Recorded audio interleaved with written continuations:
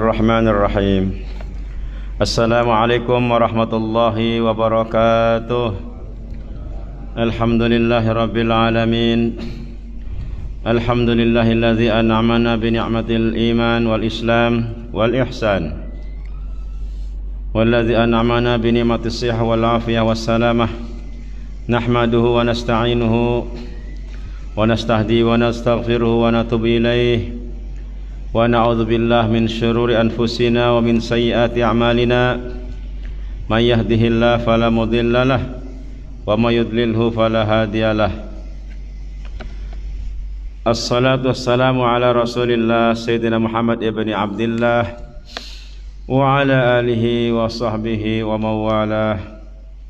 Qalu subhanaka la ilma lana illa ma 'allamtana innaka antal alimul hakim. Qala rabbi shrah li sadri wa yassir li amri wahlul 'uqdatam min lisani yafqahu qawli. Amma ba'd.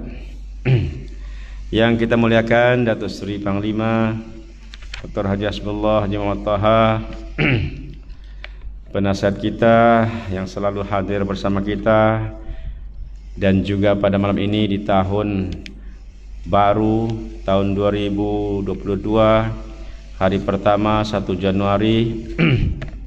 Mudah-mudahan ini adalah awal langkah kita di tahun ini sebagai langkah yang baik, bersama-sama penasehat dan EJK semuanya, untuk terus kita menghidupkan Islam di bumi Allah, di tempat kita bernafas di Kampung Contoh ini.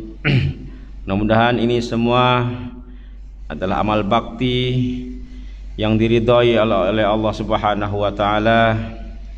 Sebelum kita semuanya tentu akan kembali kepadanya untuk melihat laporan amalan kita, perbuatan kita selama hidup di alam dunia ini.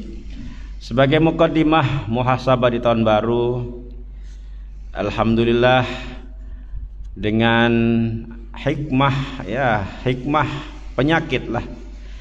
Walaupun penyakit itu satu musibah, tapi semua itu ada hikmahnya.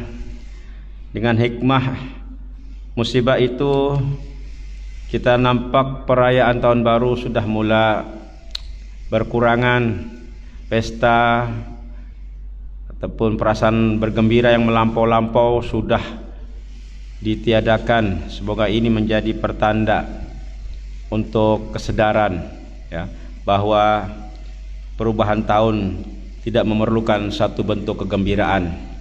Justru dengan pertambahan angka pada tahun, setiap perubahan tahun daripada 2021 menjadi 2022, secara logik dan rasional pun kita sudah faham bahwa umur kita semakin berkurang. Umur kita semakin berkurang. Walaupun umur itu adalah rahasia Allah, kita tidak pasti di tahun berapa, namun sudah jelas ketentuan itu sudah ada. Jadi karena ketentuan sudah ada, dengan pertambahan tahun itu bermakna berkuranglah sisa baki kehidupan kita, peluang kita untuk kita berada di dunia yang sudah jelas sebagai orang beriman. Dan ini sepatutnya menjadi kesadaran semua manusia bahwa diciptakannya manusia dan jin adalah untuk hanya beribadah kepada Allah Subhanahu wa taala. Mudah-mudahan keinsafan kita akan terus dipertingkatkan, diperkuatkan, ya, untuk melakukan apa saja kebaikan, untuk berusaha selalu menegakkan kebenaran, menyokong kebenaran, dan terus bersama-sama memakmurkan Islam, ya, Islam. Karena Islam ini dengan merujuk kepada Al-Quran sudah diamanahkan kepada manusia, yang sebenarnya manusia itu adalah penuh dengan kezaliman dan kebodohan.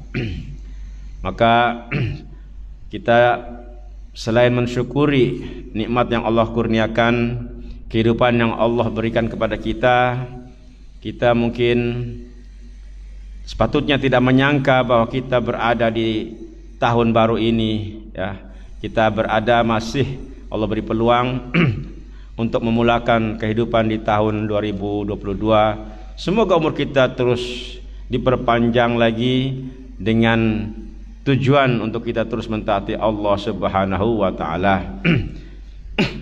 Dan seperti yang kita maklum juga bahwa kehidupan yang kita hadapi sepertinya masih belum berubah, ya, dengan cabaran yang hebat, cabaran daripada berbagai-bagai bidang yang menggugat, ya, menggugat keimanan kita, istiqomah kita. Untuk itulah kita masih terus, ya, untuk beriltizam dan berazam, ya. Azam baru sebenarnya bagi kita orang Islam adalah azam yang lama juga, tapi perlulah dipertingkatkan, karena yang sudah menjadi ramalan bagi Nabi SAW bahwa di akhir zaman ini kita perlu melaksanakan Islam itu seperti seolah-olah kita menggenggam bara, ya. Begitu panasnya bara itu, tapi kita kena genggam juga, ya. Betapa susahnya kita mengamalkan Islam pada akhir zaman ini. Insyaallah kita sama-sama diberikan kekuatan oleh Allah Subhanahu wa taala. Hadirin jemaah sekalian, kita teruskan usaha kita untuk menambah ilmu ataupun mengulang ilmu, untuk memperkuat dalil daripada perbuatan amal soleh yang kita lakukan sehari-hari, ya, yang menjadi sunnah Rasulullah SAW. Perkongsian hadis Sahih Muslim yang masih kita berada pada bab ataupun tajuk salam, dan kita sudah diberikan ilmu tentang bagaimana kita sepatutnya mengucapkan salam, siapa yang sepatutnya terlebih dahulu mengucapkan salam, dan siapa yang kemudian wajib menjawabnya. Kemudian juga ada diatur juga tentang kebiasaan kita yang suka duduk-duduk di tepi jalan bersembang-sembang, walaupun ianya tidaklah digalakkan, ya, tapi boleh dengan syarat-syarat yang sudah ditentukan melalui sabda baginda Nabi, sudah kita pelajari. Dan seterusnya juga inilah kita sudah masuk tentang kewajiban orang muslim terhadap muslim yang lain, hak seorang muslim kepada muslim yang lain. Jadi ini boleh dikatakan dalam kerangka ukhuwah Islamiyah, persaudaraan sesama orang Islam, bukan ukhuwah insaniyah, persaudaraan sesama manusia. Ini lebih khusus kepada sesama orang Islam. Baik pada minggu lepas ataupun tahun lepas lah juga, ya, pada tahun lepas lah, pada pertemuan yang lalu saya ada kongsikan hadis daripada Imam Muslim yang diriwayatkan oleh Abu Hurairah, namun belum sempat dihuraikan secara menyeluruh, yaitu bahwasanya pada hadis pertama ini dinyatakan hak orang Islam kepada orang Islam yang lain ataupun perkara-perkara yang wajib ditunaikan oleh orang Islam kepada saudaranya yang juga Islam itu ada 5. Ada 5. 5 saja kan, tidak juga banyak kan, 5. Pertama adalah menjawab salam, ya, menjawab salam. Ini semua sudah diketahui lah, ya, menjawab salam. Dan ini salam maksudnya salam yang ikut sunnah Nabi. Ucapan salam yang ikut sunnah Nabi yaitu Assalamualaikum. Kalau penuhnya Assalamualaikum warahmatullahi wabarakatuh, maka dijawablah. Jadi menjawabnya ini dihukumkan wajib atas dasar dalil ini. Jawab dengan Waalaikumsalam warahmatullahi wabarakatuh. Bukan salam-salam yang lain yang mungkin sifatnya dibuat secara perkumpulan ataupun ikut kepada tradisi tempatan, ya.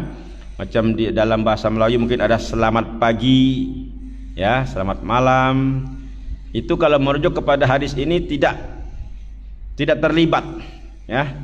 Selamat pagi itu artinya hukum tidak ada wajib menjawab. Sebab salam yang dimaksudkan ialah salam dalam arti kata ikut kepada teks Rasulullah sallallahu alaihi wasallam, ya. Walaupun kita paham,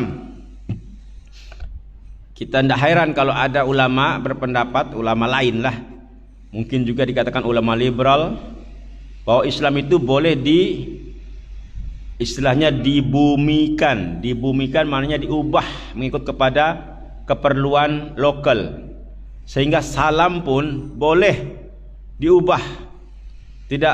Tidak sepatutnya menggunakan teks assalamualaikum, boleh juga selamat pagi. Dan itu juga dianggap sebagai salam dalam Islam, ya. Itu pendapat sedemikian kita tidak boleh rasa asing, ya. Ini dalam dunia sekarang ini, dunia yang liberal, macam-macam pendapat, ya. Tapi yakinlah bahwa kita sepatutnya berpegang kepada sunnah Rasulullah SAW. Bukan salah kita mengucapkan salam-salam yang lain, ya, tetapi kita khawatir nanti salam-salam yang lain itu akan menggantikan salam yang dicipta, yang dicontohkan oleh Rasulullah sallallahu alaihi wasallam. Jadi mudah-mudahan ini tidak menjadi satu kelalaian bagi kita untuk menjawab salam, memastikan kita menjawab salam apabila kita diberikan salam oleh saudara kita. Yang kedua, itu pertama itu, ya, raddus salam itu. Yang kedua ialah tashmitul atis. Maksudnya mendoakan orang yang bersin, ya, mendoakan. Tapi nanti ada dihuraikan pada hadis berikutnya, ya. Mendoakan ini syaratnya adalah orang yang bersin mengucapkan terlebih dahulu alhamdulillah, ya. Alhamdulillah mananya dia telah mensyukuri nikmat bersin itu. Ya, sekali lagi, bagi kita orang Islam, kita mesti anggap bahwa bersin adalah satu nikmat, ya, bukan sesuatu yang ditakuti, ya, bukan sesuatu yang perlu dielakkan, ya, cuma adalah adab bersin itu, ya, karena juga kita beradab dalam bersin. Jadi kalau ada saudara kita yang bersin, maka pastikan kita mendoakan kepada yang bersin itu, ya. Nanti ada juga dalam bahasa Arabnya lah, ataupun kalau dalam bahasa Melayu pun tidak salah, ya. Nah, tujuannya adalah supaya kita tidak menjauhi ataupun mengasingkan, apalagi menghinakan orang yang bersin, ya. Karena orang bersin adalah orang yang mengeluarkan penyakit, ya, maknanya dia adalah normal. Justru orang yang tidak pernah bersin, ini dikhawatiri penyakitnya ada di dalam ini, dapat keluar ini, ya, dia punya virus dan sebagainya. Yang ketiga, wa ijabatud da'wah. Wa ijabatud da'wah, mendatangi atau memenuhi undangan. Dakwah, ya, dakwah di sini bukan arti kata dakwah berceramah, ya, ataupun berkuliah. Dakwah artinya undangan, jemputan, panggilan. Ini makna asal dakwah itu panggilan. Memenuhi panggilan atau jemputan saudara kita Islam yang lain.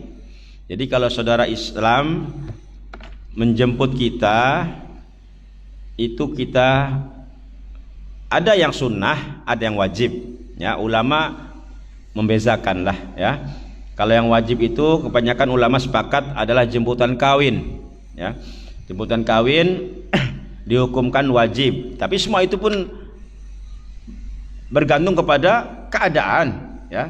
Kalau boleh dipenuhi secara langsung, itulah wajib. Tapi kalau tak boleh, mungkin juga secara wakil, ya. Jadi yang wajib itu jemputan kawin karena ia berkaitan dengan satu persaksian, ya, sebab perkawinan ini kan peristiwa besar dan dia juga boleh menimbulkan fitnah dan sebagainya. Jadi dengan kita memenuhi jemputan kawin itu akan mengurangkan fitnah kepada pasangan pengantin. Manakala jemputan-jemputan yang lain juga sepatutnya menjadi keutamaan, ya. Biasanya ini berkaitan dengan tradisi lah, ya, tradisi yang tidak bercanggah dengan Islam. Ya, walaupun ada berbeza pandangan juga, ya, seperti kenduri kendara, tapi kita memilih untuk pendapat ulama yang membolehkan, ya, kenduri tahlil itu boleh dengan syarat kenduri itu tidak membebankan, ya, tuan rumah ataupun tuan yang kena musibah, tidak membebankan. Tapi kalau membebankan dia menjadi haram, ya, tak boleh. Dan itu mengakibatkan orang yang datang pun terkena juga hukumnya itu, yang makan itu. Apalagi kalau melibatkan harta anak yatim. Kalau kenduri itu menggunakan duit yang menjadi hak kepada warisnya tanpa izin, itulah. Jadi memang kenduri tahlil ini sebenarnya sensitif, ya, dia agak memang perlu dipastikan ianya betul-betul boleh, ya. Tidak syubhat, tidak menggunakan hak milik si mati ataupun waris, dan tidak membebankan. Oke, itu lain kita punya perbahasan lah, ya. Jadi sekiranya suatu jemputan itu memang jemputan yang wajar, ya, mungkin juga jemputan sekadar makan-makan, ya, makan sempena hari jadi kah, ataupun sempena mendapatkan nikmat kesyukuran, itu sepatutnya kita utamakan datang. Kalau tidak ada keuzuran lah, kalau tidak ada halangan. Maaf, ya. Jadi inilah cara hidup kita berjiran ataupun bermasyarakat dalam komuniti Islam. Mesti ada begitu agenda, kita ingin memenuhi jemputan. Jangan ada satu prinsip kita tidak mau datang. Mana tahu kan ada dalam hati, saya tidak mau datang, kalau dijemput saya tidak mau datang. Itu prinsip yang tidak tepat, tidak sesuai dengan hadis Rasulullah SAW, ya. Jadi ini adalah hak orang Islam yang menjemput saudaranya yang Islam juga, itu punya hak untuk dia menerima kedatangan saudaranya yang dijemput itu haknya itu. Jadi kalau sudah dijemput lalu tidak datang, berarti orang Islam ini hilang haknya itu. Haknya sudah tergadai, sudah dihilangkan oleh kawannya itu. Kebetulan kita di tempat kita ini, ya, kebanyakanlah di kawasan Nusantara ini, Melayu ini, ya, itu kan selalu banyak jemputan-jemputan, ya. Jadi mudah-mudahan menjadi satu ingatanlah kepada kita, kalau ada kawan kita yang menjemput, sama ada jemputan kenduri, makan-makan, kawin, ya, yang dipastikan jemputan itu adalah jemputan yang wajar, ya, tidak menyalahi, tidak bercanggah dengan Islam, maka kita diutamakan, ya, hadir itu, walaupun hukumnya mungkin sunnah ataupun wajib. Berbeza kalau jemputan itu bercanggah dengan Islam itu sendiri, ya. Mana tahulah jemputan kenduri kawin ataupun persandingan, tapi di situ ada atur cara yang tidak sesuai, ya. Itu kita mungkin ada pertimbangan lain. Kita boleh untuk tidak datang kalau kita ada pertimbangan bahwa di situ ada unsur-unsur yang menyalahi agama, ya, terutamanya yang amalan syirik. Itu kita wajib untuk kita tidak bersyubhat. Jadi pada asasnya memenuhi jemputan saudara Islam yang lain adalah hak setiap orang Islam. Mungkin ada masanya kita dipanggil, nanti masa yang lain pula kita memanggil. Jadi kalau bayangkan kalau kita dipanggil dan kita tidak datang, nanti giliran kita memanggil, mengundang, menjemput, orang itu pun tak datang.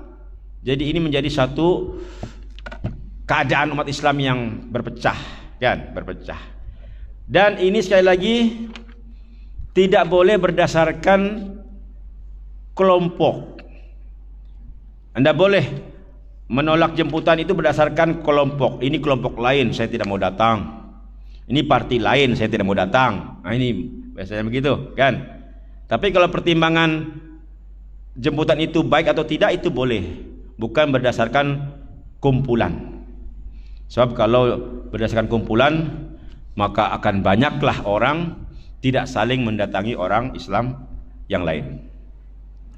Seterusnya, hak orang Islam kepada Islam yang lain adalah wa'iyadatul marid, menjenguk ataupun melawat orang sakit, kawan yang sakit. Ya, ini hak. Orang yang sakit kalau dia Islam punya hak. Haknya apa? Haknya dilawat oleh saudaranya, ditengok oleh saudaranya. Jadi kalau saudaranya tidak tengok, tidak melawat, bermakna dia telah mencuri hak orang yang sakit itu, kan? Seolah-olah begitulah. Sebab hak ini kan milik. Ya, hak itu adalah kepunyaan. Kalau tidak ditunaikan, maka dia mencari. Jadi ini juga, yalah, ini pun mungkin macam senang kan dicakap, tapi dibuktikannya perlu dirancang. Ya, orang sakit ini sama ada di hospital ataupun di rumah. Tapi dalam kondisi keadaan sekarang, ya saya sempat menyampaikan bahwa memang hak-hak orang Islam ini sekarang ini sedang tergugat. Ya, gara-gara COVID ini, ya, sudah tergugatlah. Tapi itu lain, kita punya perbahasan lah. Ya. Jadi kalau berkemungkinan kita boleh melawat orang sakit, kawan yang sakit, maka itu adalah kita punya kewajiban melawat. Kewajiban artinya dalam arti kata bukan wajib berkaitan dengan dosa, ya. Ini mungkin ada hukum sunnah juga, ya. Jadi jangan sampai kita tidak mempedulikan. Kadang-kadang ada dalam hati, ya, naudzubillah, kalau tersimpan dalam hati, ada kawan yang sakit, ndalah mau tengok, nanti tunggu mati. Astagfirullah, tunggu mati. Itu bermakna dia betul-betul mendoakan. Justru dengan kedatangan kita ketika sakit, boleh jadi menyembuhkan. Saya rasa jamaah sekalian pun faham. Ternyata penyakit ini lebih kepada berkaitan dengan apa ya, mental, perasaan.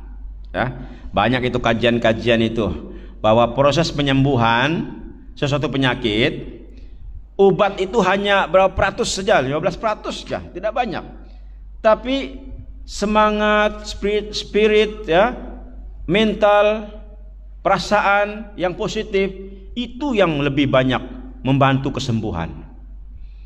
Jadi inilah rahasia Islam. Islam tidak pernah cacat, Islam sempurna. Dengan konsep saling melawat orang yang sakit sesama orang Islam, ini adalah kaidah rawatan yang terbaik.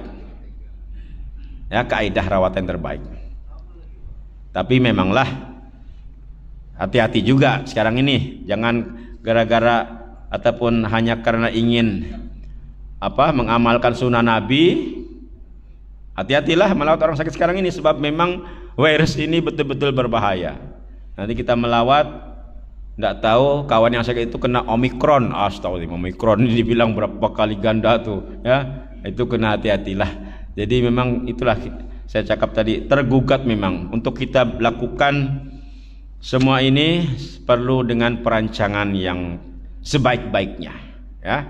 Mudah-mudahan selepas ini kita punya inisiatif lah, ya, untuk melawat orang ataupun kawan-kawan kita yang sakit, terutama yang di rumah lah. Sebab kalau di hospital ini payah, ya.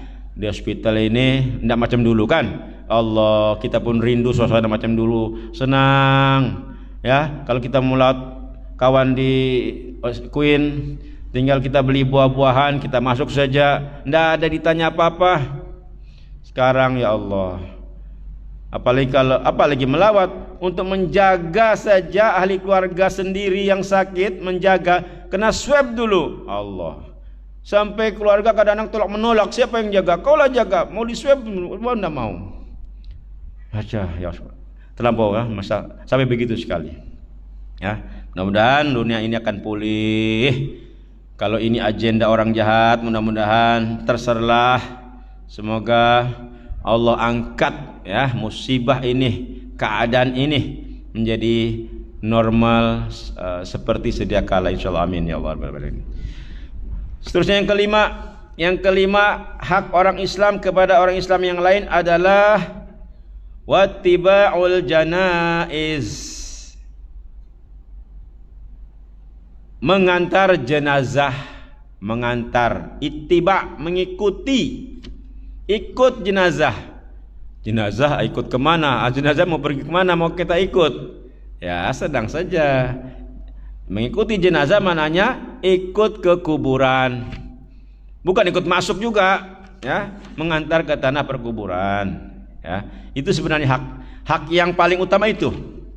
Walaupun fardu kifayahnya semua, daripada memandikan, mengkafankan, menyolatkan, dan mengkebumikan, itu adalah proses fardu kifayah. Tidak payah semua orang, sebagian. Takkanlah semua orang Islam memandikan itu penuh, itu tidak mungkin kan. Takkan semua mengkafankan. Di sini ada satu yang pandai mengkafankan. Kalau kita ikut mengatur, marah itu. Bukan marah apalah, pasal kacau bah. Jadi boleh diwakilkan. Sholat jenazah pun ruangan kita di bawah, bukan luas, tambah lagi kena berjarak, ya. Tapi mengantar itu boleh dengan cara kita. Maksudnya kita mengiringi, kita ikut ke tanah pekuburan, ya. Kalau ada SOP, ya lah ikut SOP lah. Boleh masuk, dulu kan dibatasi tuh 15 orang, sedikit juga 15 orang. Kemudian sekarang saya pun nggak tahu berapa orang, tapi macam sudah boleh lah, cuma kena ada penjarakan. Nah, ini yang betulnya lah, mengantar jenazah sama-sama orang Islam. Kalau ndak masuk pun di luar kubur, ya. Tapi yang cantiknya mengantar dan melihat ketika jenazah diturunkan. Tujuannya supaya menjadi ingatan, kita pun begitu. Kita pun begitu. Jenazah diturunkan, dibuka tali kafan, muka diletakkan ataupun diciumkan dengan tanah, ditutup dengan papan, ya, ditimbun dengan tanah sikit-sikit, lama-lama jadi tertutup habis. Begitulah semua kita akan mengalaminya. Mudah-mudahan kita ada keinsafan. Tapi silap-silap kita tidak mau pergi ke tanah kubur. Pasal apa? Pasal takut membayangkan itu akan berlaku pada diri kita barangkali, ya. Nah, itu tidak boleh juga, ya. Jadi ini adalah hak orang Islam kepada orang Islam yang lain. Kalau ada orang Islam meninggal, hak yang masih hidup, kewajiban yang masih hidup adalah mengantar hingga ke tanah kubur. Namun memang semua ini juga mengikut kepada keadaan. Ya, kepada keadaan, apalagi keadaan sekarang ini yang memang masih perlu berwaspada, ya. Kalau rasa-rasa kita ini berisiko, yalah, minta maaf lah kan. Mungkin dengan tuan rumah atau bukan rumah pula, tuan punya musibah itu, ya itu salah, kirim salam, ya. Bolehlah diwakilkan, ndak payahlah terlampau ramai sangat, ya. Kalau memang ada masalah ataupun kita sendiri mungkin kurang sehat, atau juga ada tujuan lain, ada keperluan lain yang mustahak, itu memanglah, ya, itu ikut kepada sebab yang munasabah masing-masing. Namun, ya, sekali lagi ditegaskan bahwa hak asalnya adalah kita kena menghantar jenazah itu hingga ke tanah kubur. Inilah 5 perkara yang disampaikan oleh Abu Hurairah mendengar baginda Nabi SAW menyatakan 5 perkara ini. Kita teruskan ke hadis yang kedua, di mana hadis kedua ini pula ditambah lagi, ya. Kalau hadis pertama jelas dinyatakan sana khomsun. Khomsun artinya 5. Tetapi yang kedua ini ada pula bukan khomsun, situn. Situn artinya 6. Jangan pula kita mengatakan, kenapa Nabi sekejap 5 sekejap 6? Hah? Tidak anukah? Tidak stabil lah? Tidaklah. 5 ke 6 kah ada kaitannya juga. Itu nama dia disempurnakan, ya, supaya dia lebih terperinci lagi lah. Mari kita baca, ya, kita dengar, semak sama-sama. An Abi Hurairah anna Rasulullah sallallahu alaihi wasallam qala haqqul muslimi 'alal muslimi sittun. Qila ma hunna ya Rasulullah? Qala idza laqitahu fasallim alaihi wa idza da'aka fa'ajibhu wa idza stansohaka fansoh lahu wa idza atasa fahamidallaha fasammithu wa idza marida fa'udhu wa idza mata fattabi'hu. Hadis kedua ini lebih kepada perintah, karena tadi yang saya baca itu adalah fi'il amr, kata perintah. Maknanya ini lebih tegas lagi, ya. Baginda Nabi memerintahkan kita dalam 6 perkara. Di sini 6 kan.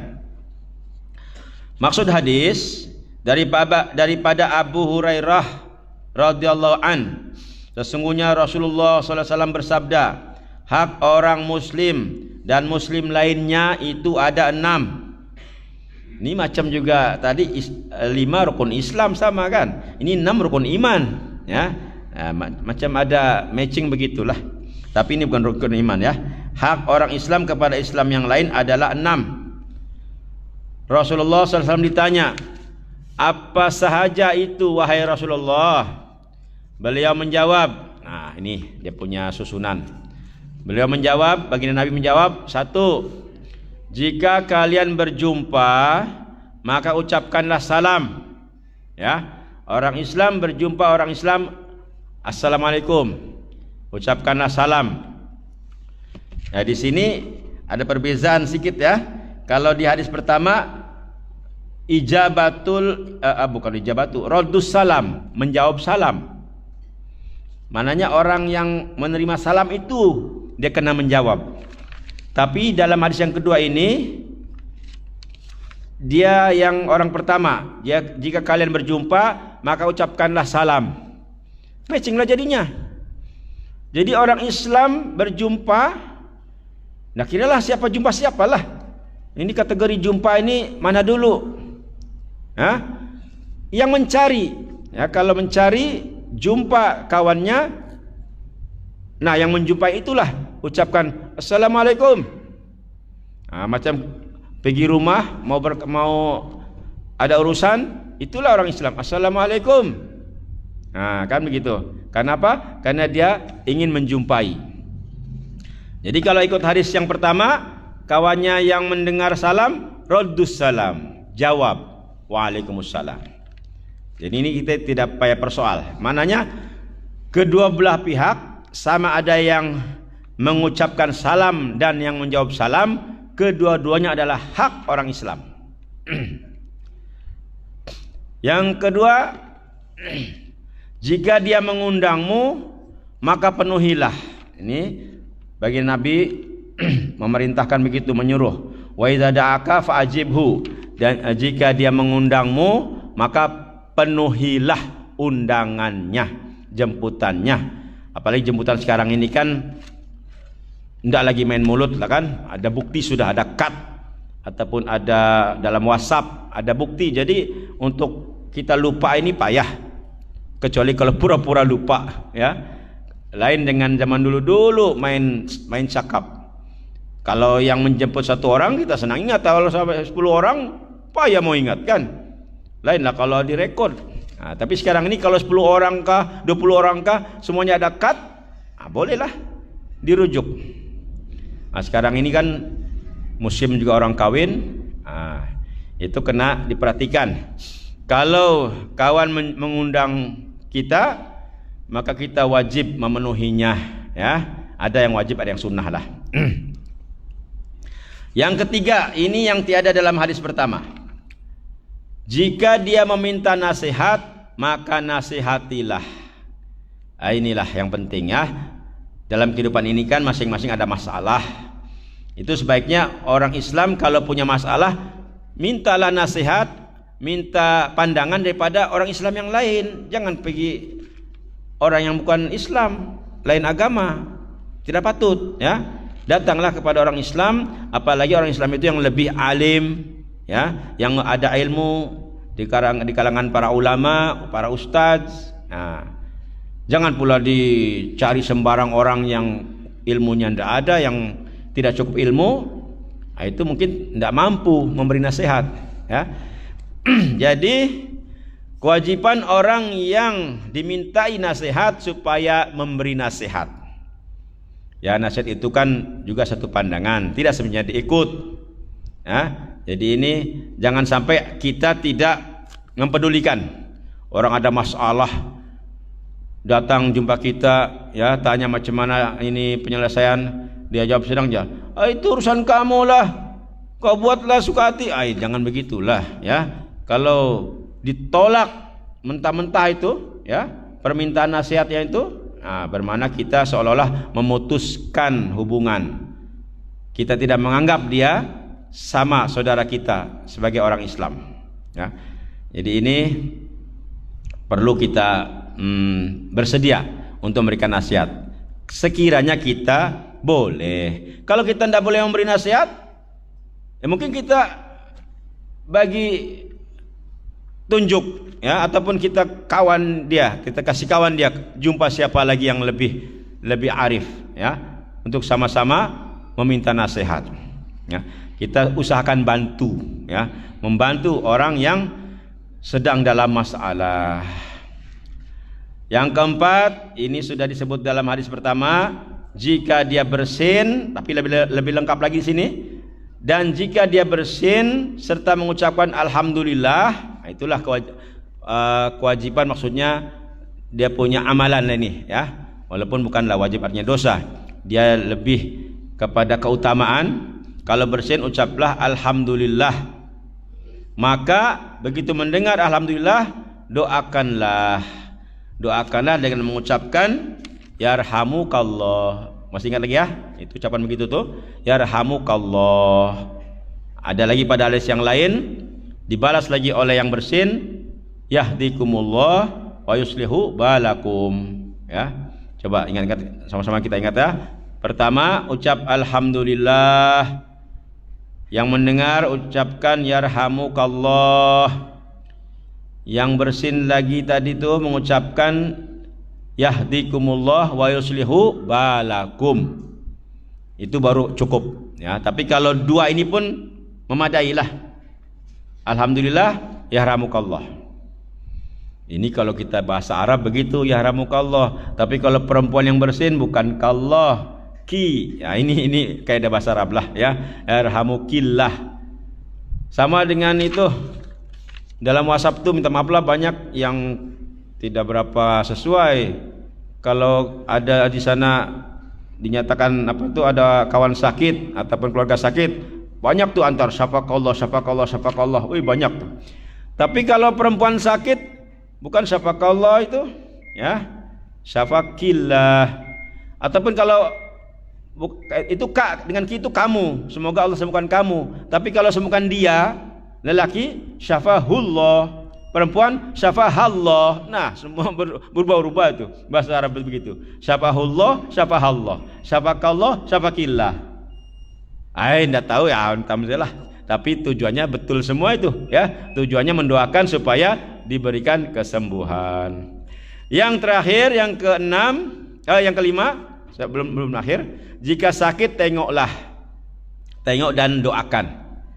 Nah, kalau boleh tengok tuh bukan hanya membawa buat tangan, berbual-bual, tapi doa penting ya. Dulu saya ingat tuh dengan Datuk melawat Ustadz Mukhlis dulu waktu kena tahan tuh kan, alhamdulillah ya, kita ramai-ramai ya. Ustadz Mukhlis pun seorang ustadz yang memang doanya pun hebat, tapi kita sebagai orang yang melawat, kita doakanlah Ustadz Mukhlis ikut, amin amin ya Allah, mudah-mudahan itu Ustadz Mukhlis sehat kan. Oh, sehat macam biasa lagi sekarang nih. Nah, itu Mudah-mudahan itu berkat daripada doa ya saudara-saudara Islam ketika melawat. Yang terakhir, jika dia meninggal dunia, maka antarlah jenazahnya. Inilah akhir kehidupan, kita sama-sama hidup. Lalu ketika siapa yang lebih dahulu meninggal, kita hantarkan ke tanah kubur. Nanti kalau kita meninggal, kawan kita yang lain ngantar. Bukan yang meninggal itu yang ngantar, sudah tidak ada kan? Bukan dia membalas. Tapi kawan kita yang lain yang ikut mengantar kita ke tanah perkuburan dan juga mendoakan di sana semoga kita diampunkan segala dosanya dan dimasukkan ke dalam surga Allah Subhanahu wa taala. Wallahu a'lam bishawab. Ya, ini dua hadis yang disampaikan pada malam ini mudah-mudahan menjadi pengukuh kita dalam bersaudara, bermasyarakat sesama orang Islam, supaya orang Islam tetap bersatu padu dalam apa jua bentuk perbezaan yang ada, insyaallah. Allahumma amin ya Allah. Allahumma rzuqna mutaba'atan nabiy sallallahu alaihi wasallam awalan wa akhiran wa zahiran wa batinan wa qawlan wa fi'lan wa ibadatan wa amalan salihan ya arhamar rahimin. Rabbana ij'alna muqimis shalah wa min dzurriyyatina rabbana wa taqabbal du'a walhamdulillahi rabbil alamin.